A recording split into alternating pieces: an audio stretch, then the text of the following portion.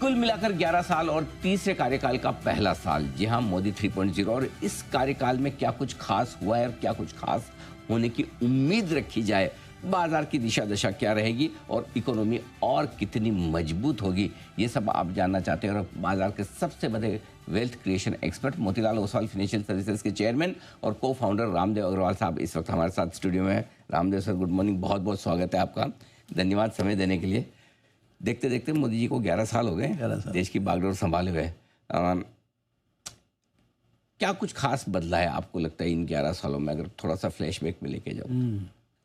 11 साल बहुत लंबा समय होता है एंड एक्चुअली एक होपलेस का माहौल था उस समय। एक जो मतलब थोड़ा पेसिमिस्टिक माहौल था, मतलब ऐसा कोई नथिंग कैन हैपन, कोई डिसीजन नहीं होगा, कोई प्रोजेक्ट्स आगे नहीं बढ़ेंगे, चाहे एनवायरमेंटल क्लियरेंस हो, चाहे मतलब पूरा जो एक ऐसा पॉलिसी पैरालिसिस टाइप, वो शब्द चलता था। हाँ, वो सब वर्ड चलता था, पॉलिसी पैरालिसिस, उस टाइप का एक निराशा का माहौल था।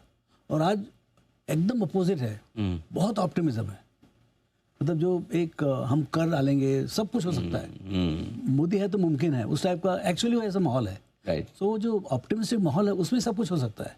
करेक्ट है ना। So and stock market has boomed, you know. So actually economic boom उतना बड़ा नहीं हुआ है। आप यदि जीडीपी ग्रोथ को यदि पैरामीटर समझे तो ऐसा कोई बहुत बड़ा तूफान नहीं हुआ है, 6-7% से हुआ है। अभी लास्ट ईयर भी ऐसा थोड़ा म्यूटेड रहा है जी। लेकिन जो उसके लिए जो ऑप्टिमिज्म है कि आगे बहुत कुछ हो सकता है, जैसे फोर्थ पावर है, फोर्थ इकोनॉमिक पावर है, दैट कैन बिकम थर्ड।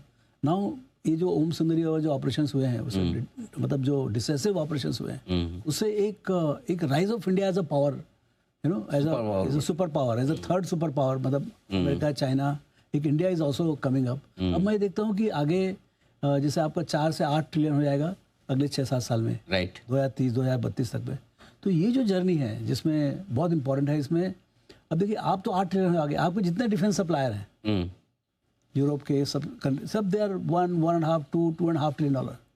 मतलब even Russia is 2.5-3 trillion dollar. Correct. तो मतलब clearly an 8-10 trillion dollar aspirational country को others should not be supplying their की एलिमेंट्स। सो मेरे को लगता है one of the biggest change which this government has brought is that आत्मनिर्भरता in defense।